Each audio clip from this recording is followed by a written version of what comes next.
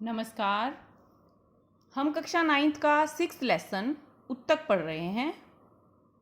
आज हम इसमें जानेंगे जंतु उत्तक के बारे में। अब तक हमने जाना समान प्रकार की कोशिकाएं जो किसी विशिष्ट कार्य को करने के लिए साथ रहती हैं उत्तक कहलाती हैं। मानव शरीर में बहुत सी क्रियाएं जैसे पाचन, श्वसन, गति, परिसंचरण, उत्सर्जन आदि होती हैं। इन्हें संपादित करने के लिए जंतु शरीर में विभिन्न प्रकार के उत्तक पाए जाते हैं, जैसे एपिथीलियम उत्तक, संयोजी उत्तक, पेशीय उत्तक और तंत्रिका उत्तक। एपिथीलियम उत्तक जंतु शरीर को ढकने या बाह्य रक्षा प्रदान करने वाला उत्तक एपिथीलियम उत्तक होता है, यानी यह शरीर का बाह्य अस्तर बनाने वाला उत्तक है। इसके अलावा यह शरीर के भीतर स्थित बहुत से अंगों व गुहिकाओं को ढकने का कार्य भी करता है, यानी बहुत से अंगों और गुहिकाओं का भीतरी अस्तर भी एपिथीलियम उत्तक से बना होता है।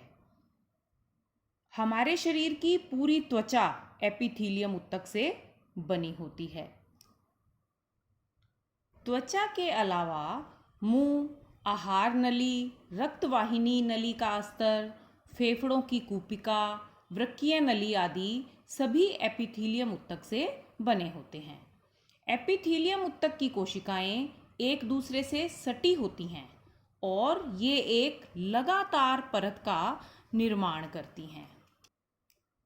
कोई भी पदार्थ जो शरीर में प्रवेश करता है या बाहर निकलता है वह एपिथीलियम की किसी परत से होकर अवश्य गुजरता है।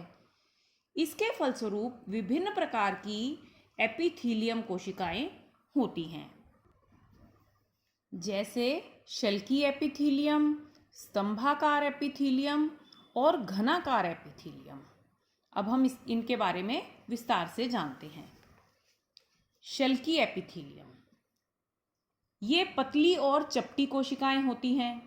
ये कोमल अस्तर का निर्माण करती हैं।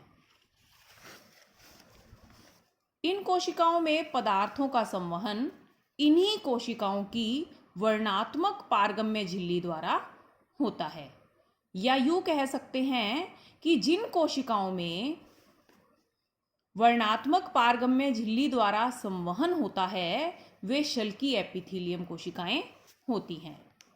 और हमारी जो त्वचा होती है उसमें जो एपिथीलियम है वह कई परतों में व्यवस्थित होती है, इसलिए इसे स्तरित शल्की एपिथीलियम भी कहते हैं। नेक्स्ट इसमें आता है स्तंभाकार एपिथीलियम। जैसा कि आप इसकी रचना में ही देख रहे हैं, ये स्तंभ की आकृति की कोशिकाएं होती हैं। ये ऐसे स्थानों पर पाई जाती हैं जहां अवशोषण और स्त्राव की क्रिया होती है। स्तंभाकार कोशिकाएं होती हैं स्तंभाकार एपिथीलियम में, और जिन भागों में अवशोषण और स्त्राव की क्रिया होती है वहां स्तंभाकार एपिथीलियम पाई जाती है। हमारी आंत का भीतरी अस्तर जो है वह स्तंभाकार एपिथीलियम से बना होता है। और जो श्वास नली है, श्वास नली में जो स्तंभाकार एपिथीलियम है वो कुछ विशेष प्रकार की होती है। उन पर सीलिया या पक्षमाभ यानी बालनुमा रचनाएं पाई जाती हैं, इसलिए इसे पक्षमाभी स्तंभाकार एपिथीलियम कहते हैं। ये बालनुमा रचनाएं कहलाती हैं पक्षमाभ, और यह एपिथीलियम कहलाती है पक्षमाभी स्तंभाकार एपिथीलियम, जो हमारी श्वास नली में पाई जाती है। ये पक्षमाभ गति कर सकते हैं और इनकी गति श्लेष्मा को आगे स्थानांतरित करने और उस सतह की सफाई करने में सहायता करती है। उसके बाद आती है घनाकार एपिथीलियम।